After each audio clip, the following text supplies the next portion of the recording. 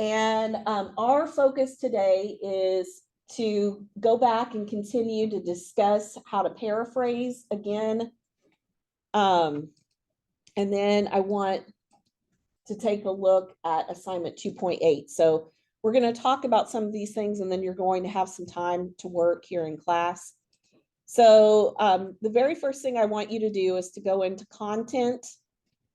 And I want you to start off by going back to Unit 1. And in Unit 1, you may want to go back to the SIRS issue researcher where we chose a topic.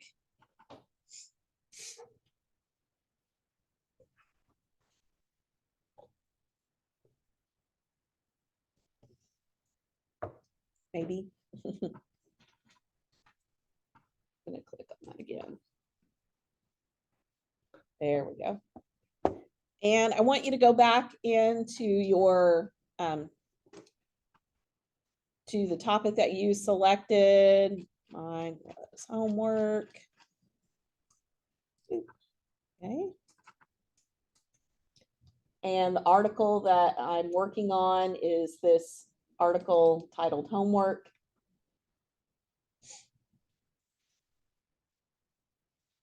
So I want to have this open in one tab because you're going to need that today. Once you have your article open in a tab, leave that open and come back to Blackboard here. And you're going to go into Unit 2.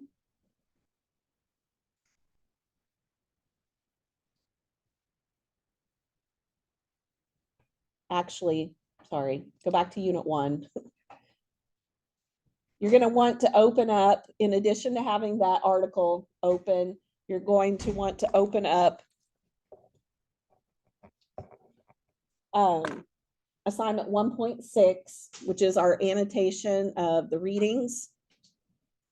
And you can click on that.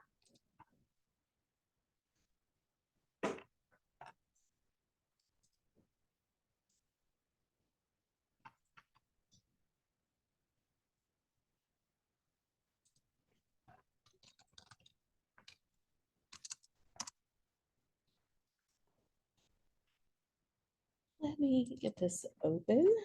All right, so this is the place where you had your article and you made your notes.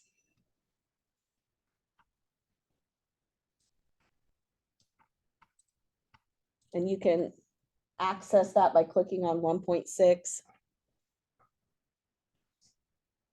All right. Then now we're going down into Unit 2. In Unit 2, you want to have open your 2.6 assignment that we talked about in class last week. That was your paraphrasing for summary chart. Open mine up. That's the one that had the red and the blue columns in it.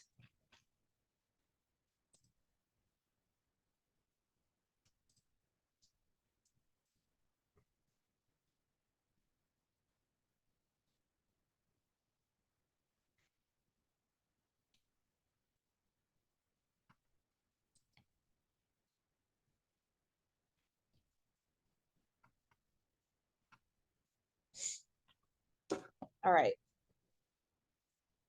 So let me just review again what we talked about in class last week. When we talked about this in class last week, we said that we need to have every summary has certain parts. And when we're going to write a summary, we have the parts that must be included in a summary are the opening sentence, the thesis statement, or the author's main claim,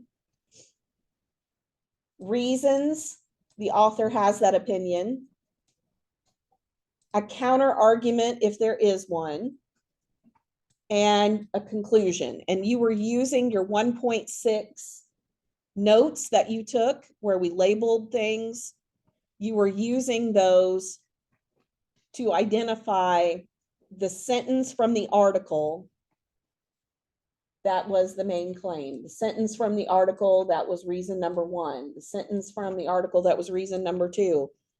So you were using your notes from 1.6 to help you with that.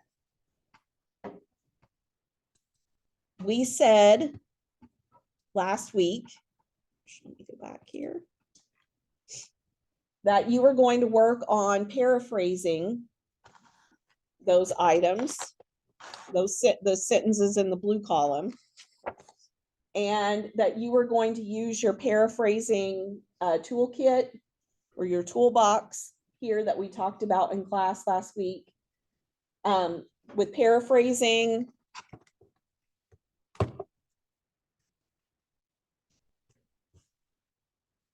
you were looking at synonyms.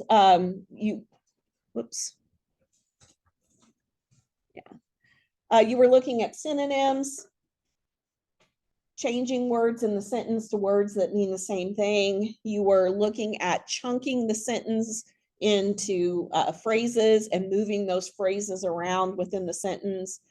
You were looking at changing some of the words, their parts of speech, like different to differences or happy to happiness. You were looking at maybe changing affirmative words to negative words, so things like frustrated to unsatisfied. And you are also looking at combining sentences. Yes. You can look at that one. You can just get that back before you. Okay, so this paraphrasing toolkit, you were using, if you remember, you were using this in combination with Google Gemini, the writing assistant.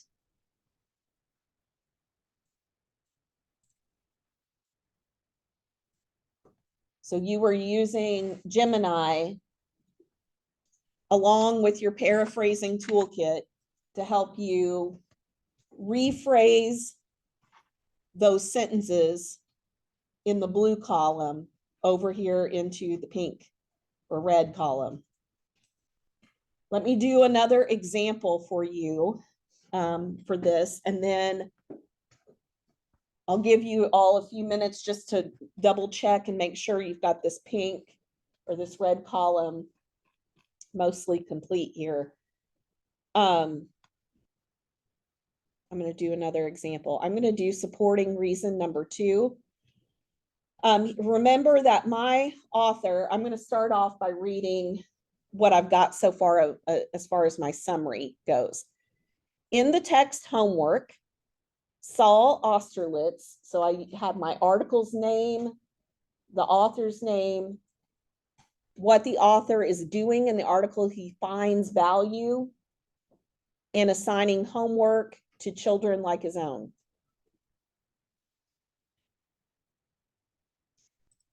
My main claim, his main thing, he says he values his children's homework because it helps him observe what they are learning, monitor their academic growth, and identify how to best support them.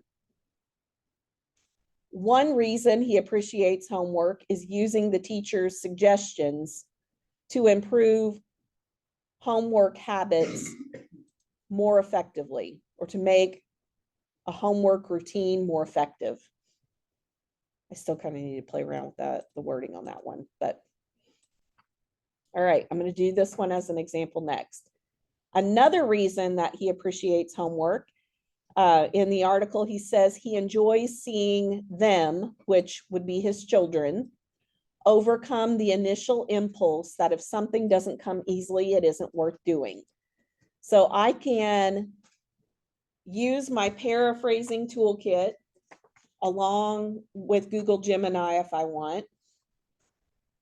And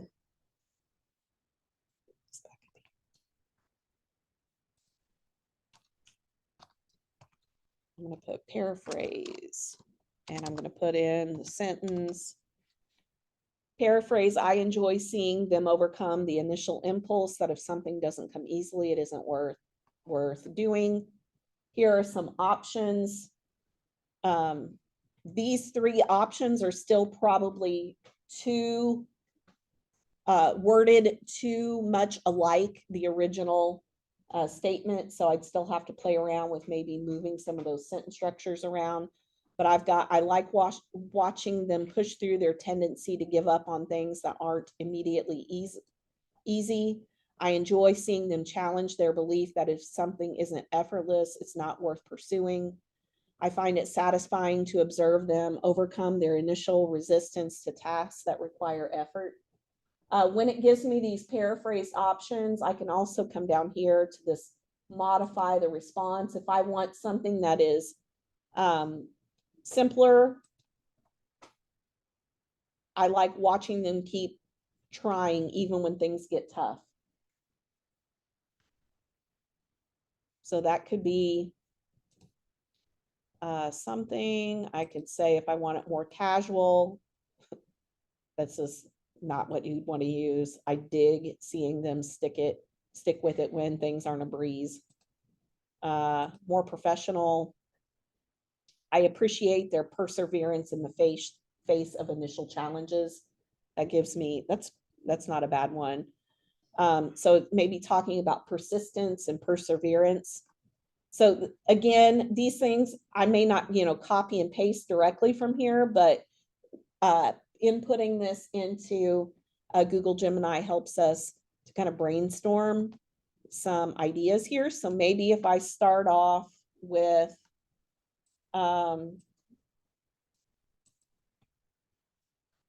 by saying another reason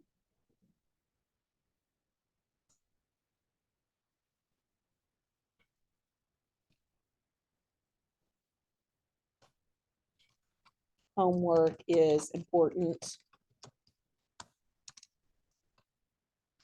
is because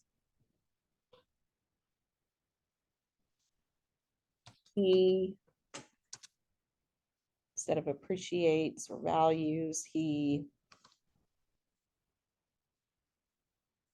enjoys, I'll just do this, enjoys watching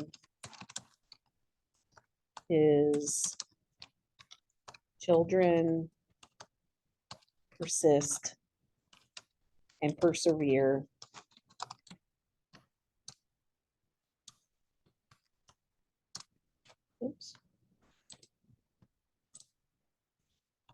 even when challenges arise.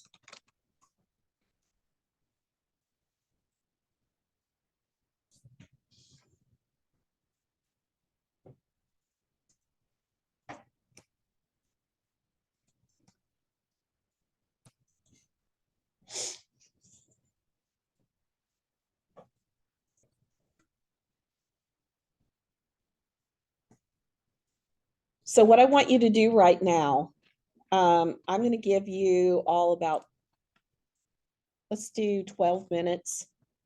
I know that's a random time, but let's do 12 minutes here. I'm going to, before you turn in or submit 2.6, I'm going to go in and just double check and make sure everybody's paraphrasing looks okay and that you're on the right track with that. And then we'll come back and we'll talk about the next, what we're going to do with this information. So.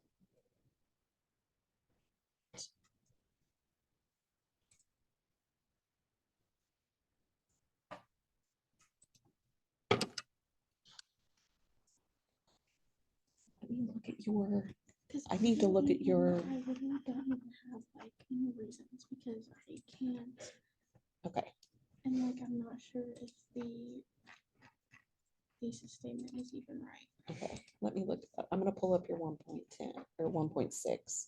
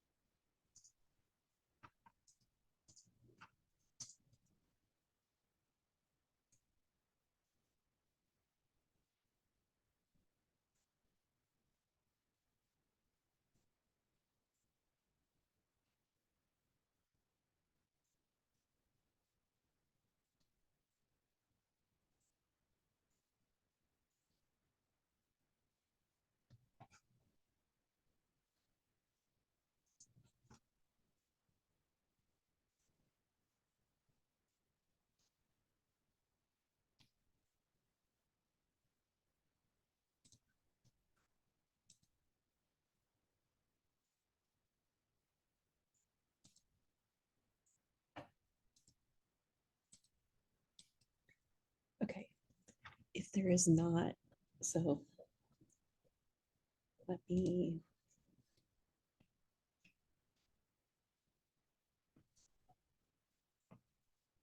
This sentence up here, Mhm.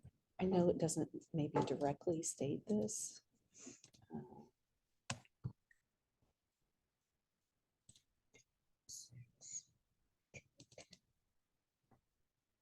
hope that's my thesis statement. Or Yeah. actual, Yep, yeah. this is, yep, this is okay. Okay, but so the reason, reasons, that's the what I was. Okay. okay. Let me look at this a bit And more. then I didn't think there was a counter argument either.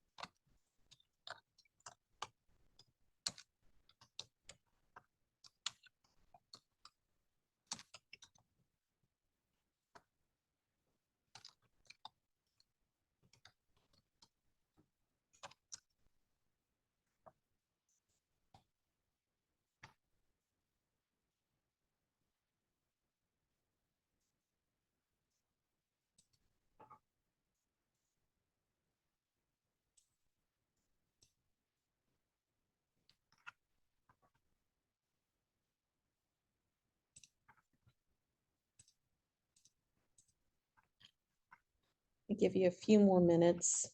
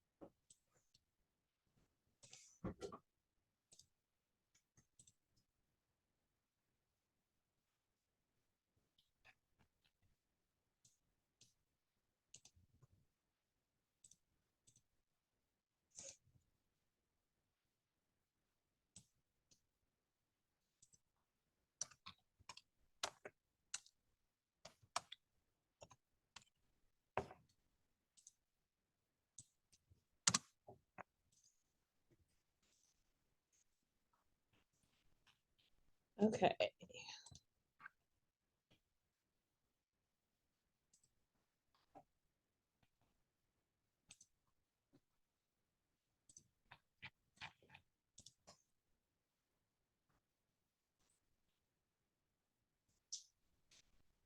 All right, let's go back. I know some of you are still working on the paraphrasing on that 2.6, and that's okay. I want to go back here into Unit 2. I don't want to talk, some of you are done with the paraphrasing. So I want to talk with you about what the next step is. And then I'll give you some more time to work. But our whole goal is to get that paraphrase, the paraphrasing 2.6, to get that complete. You had part of the chapter 3 to read and answering some questions. Once we get 2.6 done, though, with the paraphrasing, we're ready for our summary. So we're going to be writing a paragraph summary. We're going to go down to the summary assignment. And I want to talk with you a little bit about what a summary, what I'm looking for in a summary. So what you're going to be doing in 2.8 is taking the work that you did with paraphrasing, and you're going to use those paraphrases to help you build your summary paragraph. You will write for every essay that you do in here, you'll have a summary paragraph as part of that, as part of the essay assignment. And we're getting ready to write our summary response essay assignment. So one of the paragraphs in your summary response essay is going to be the summary. And we need to take the article that you read here, your article that you read, and summarize that in one paragraph. And here's what I'm going to be looking for. When you are writing a summary, you should be able to check off all the things on this list. The very first thing is, in a summary, on your summary assignment, I'm going to be looking to see that you have everything set up in MLA format. So you've got your header, page number, 4-line heading, that your font is Times New Roman 12-point font. You've got a title, everything's double spaced. I'm going to be looking to see that in the very first sentence of your summary paragraph, that you state the author's first and last name, and then you have the title within that first sentence. The other thing that needs to appear in that very first sentence of your summary is the topic of the article. And in our paraphrasing assignment, you've done that with, oops, come back over here. You've done that, or you should be doing that here. This is what that opening sentence will have. So in your first sentence, you need to have the author's first and last name, the title, and the topic. I have in the text, homework, Saul Austerlitz finds value in assigning homework to children like his own. So I could check off that piece here. Your second sentence in your summary needs to be the thesis statement or the main claim. And remember, in a summary, you're not putting your opinion in the summary or making guesses about what the author is saying in the summary. All the summary is reporting, here's what I read, here are the facts that I've read. In my summary, I've got the claim, I've got reasons for the claim, the counter argument, if there's one, and a conclusion. That's all you need to include in your summary. And you're not, again, putting any of your opinions in the summary paragraph. Now, when we write our summary response essay, you'll have a paragraph that's just the summary. Here's what I read. But there'll be other paragraphs where you put in your personal thoughts or opinions about the topic that you read about. So right here, your second sentence in your summary will be the thesis statement. You'll have several other sentences. It'll probably be around 3 You might have 2 reasons. You might have 5 reasons that the author has for giving their opinion. We've done that again. We've done that again here when we, in this blue column, we identified what those things were. The very last sentence of your summary should be the author's conclusion. Then the summary also needs to be written in your own words, no direct quotes.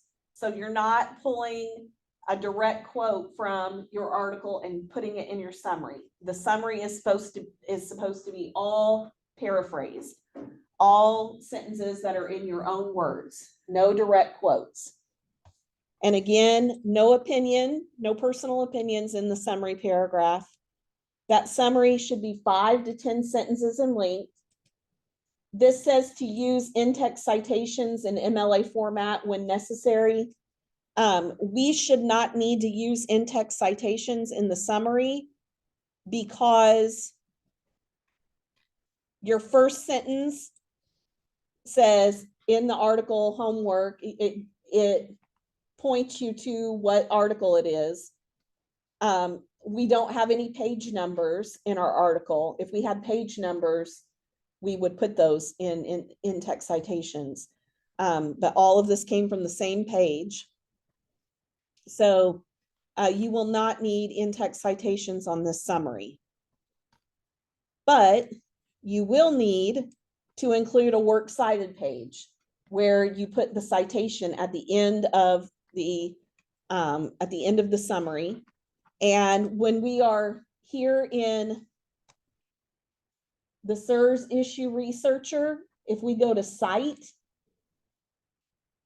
we can get the citation in MLA 9 format, and we can just hit copy and we can paste that into our works cited page.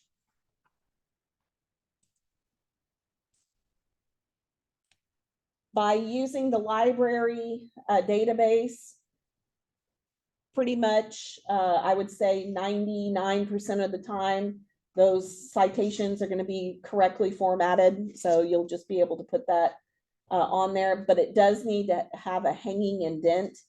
We'll talk about that in just a minute. And you also need to make sure that your sentences, that they flow from one to another well, that it's a smooth transition of idea to idea, as well as making sure you are paying attention to grammar and correctness in that summary paragraph. So these are the things I'm going to be looking for. What I want you to do right now is to open up 2.8 when it says summary of article. And I want you to open up that file. I'm going to open up mine.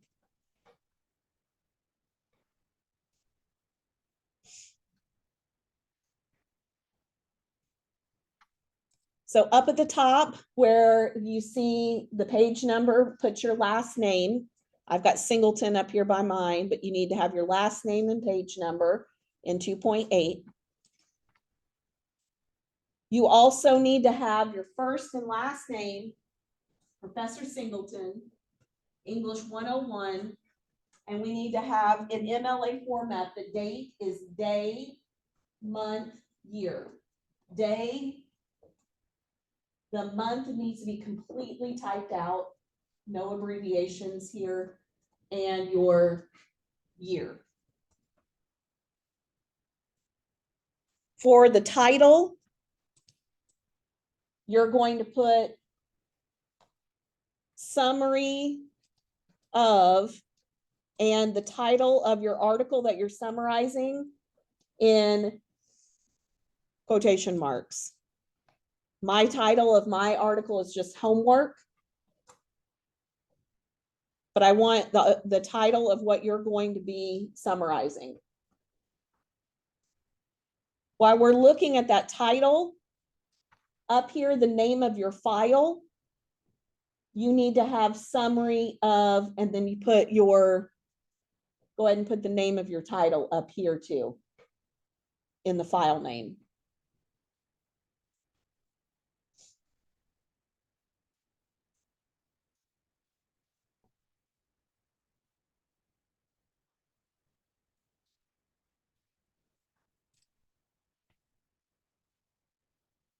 And then this is where your paraphrasing assignment comes into play.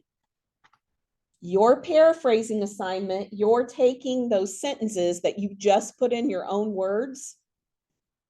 So everything that's basically in this red column here, and you're going to use that to build your summary.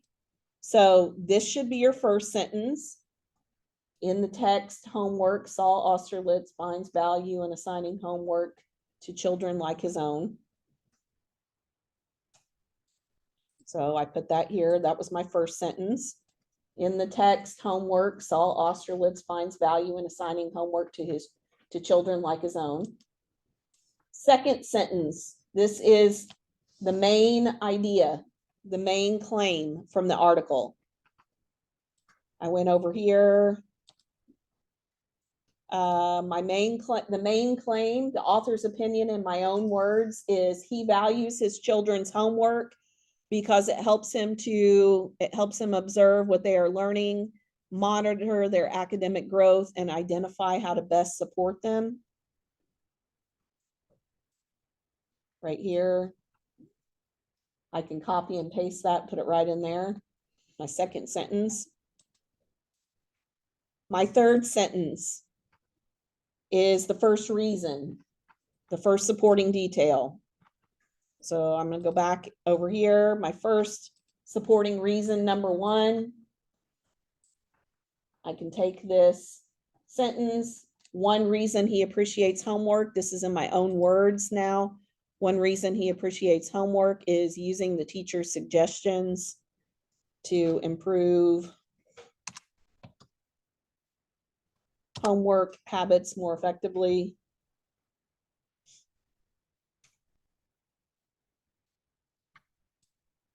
My fourth sentence is going to be supporting reason number two. Another reason homework is important is because he enjoys watching his children persist and persevere even when challenges arrive.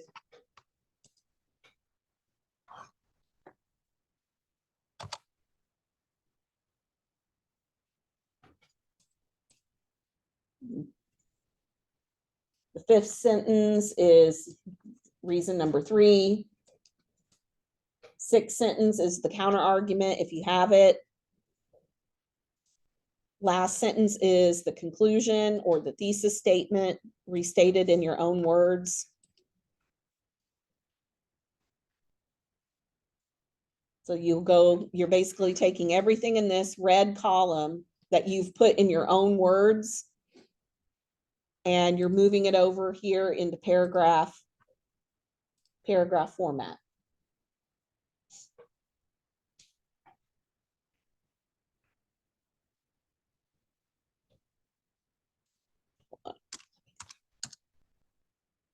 All right.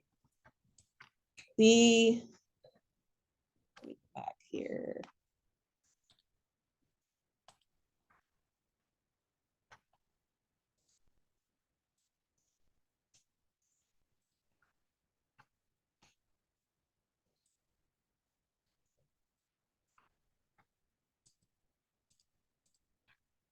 Okay.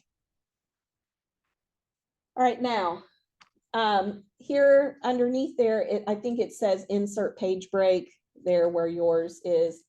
That where it says insert page break, you can delete that. It's just a reminder to you that you need to have, once you write your paragraph, the paragraph is on the first page.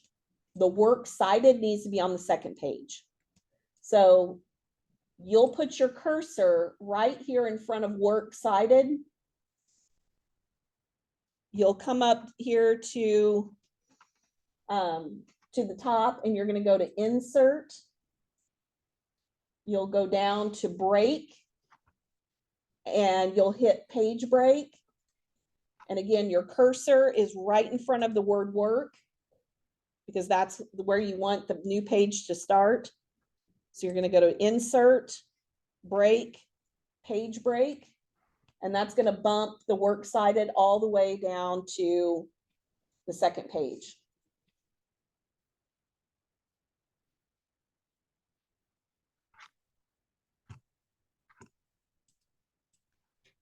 Then you want your citation for your article. Your citation for your article, this is where you're coming over here to the citation in SIRS issue researcher. Let me come back over here. And you're going to put that in there, and yours probably is not. Yours probably looks like.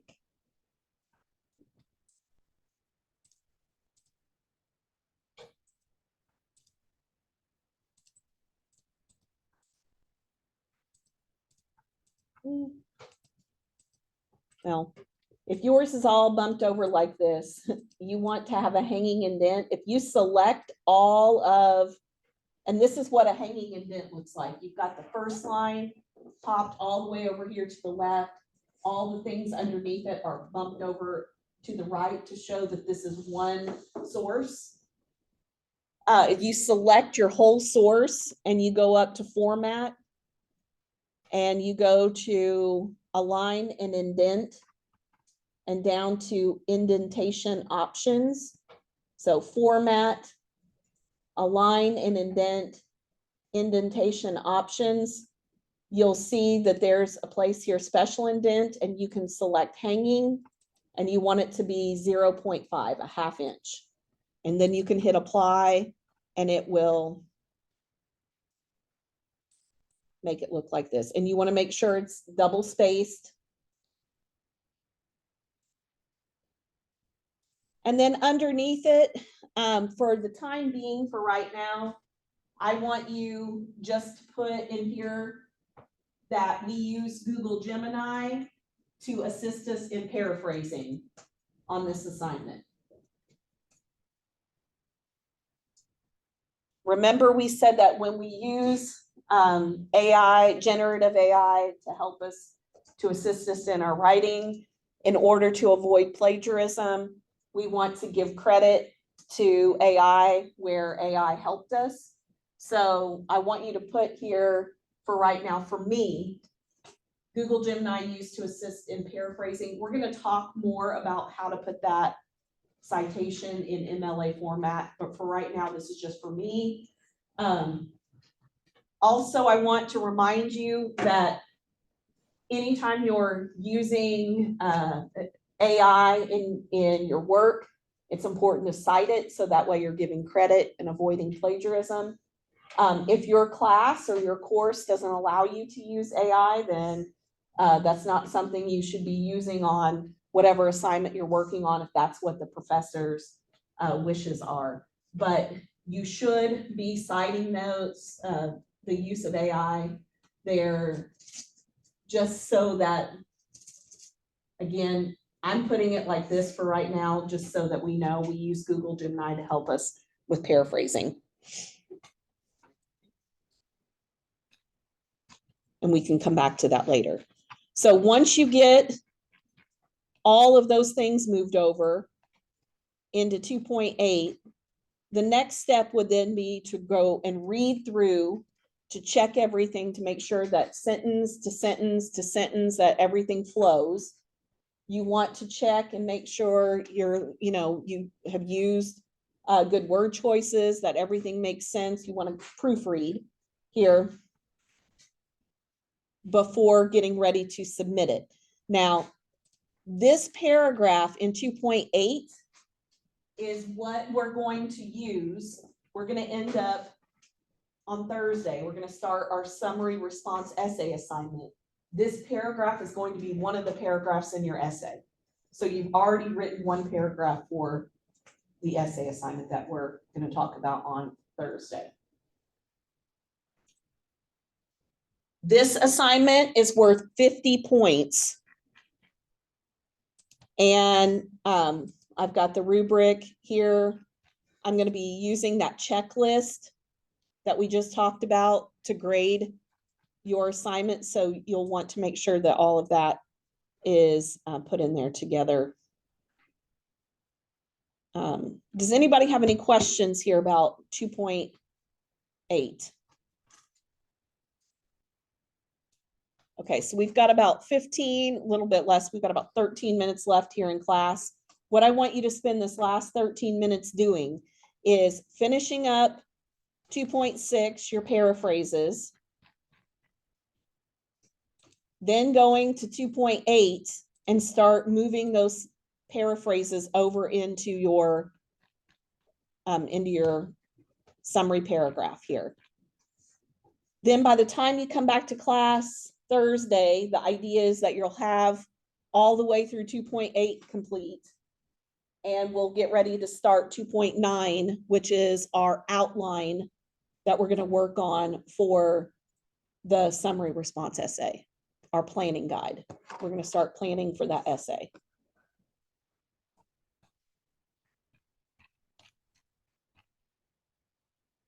Okay, so let me give you some time to work then. Let's change it to 2.7.